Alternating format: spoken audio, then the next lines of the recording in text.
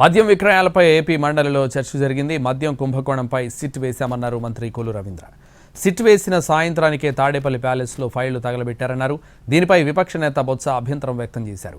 రికార్డులు తగలబెట్టామన్న వార్తలను వెనక్కి తీసుకోవాలని డిమాండ్ చేశారు.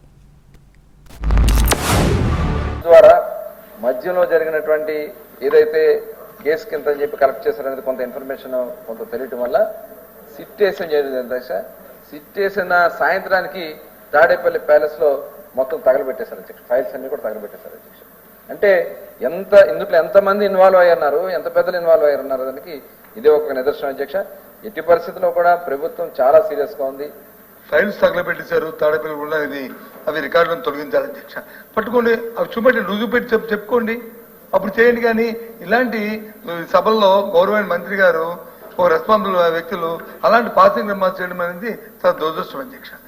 దయచేసి దాన్ని తొలగించండి. రేపు రికార్డులో పెట్టుకోండి, ఎంక్వైరీ సెంటర్ పెట్టుకోండి, దాన్ని కూడా ఒక దీంట్లో ఫైండింగ్స్ లో పెట్టుకోండి.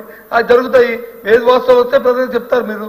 అంతేగాని దీన్ని రికార్డులు ఉంచడం మాత్రం సమంజసం కాదనేది నా తాలూకా సబ్మిషన్ అధ్యక్ష. మీకు మంత్రి గారికి కూడా దయచేసి దాని మీద మీ రెస్పాన్స్ చెప్పుకోండి, తప్పు కాదు. కానీ ఇలాంటి స్పాన్సరింగ్ మార్చి చేయొద్దు అనేది నా రిక్వెస్ట్.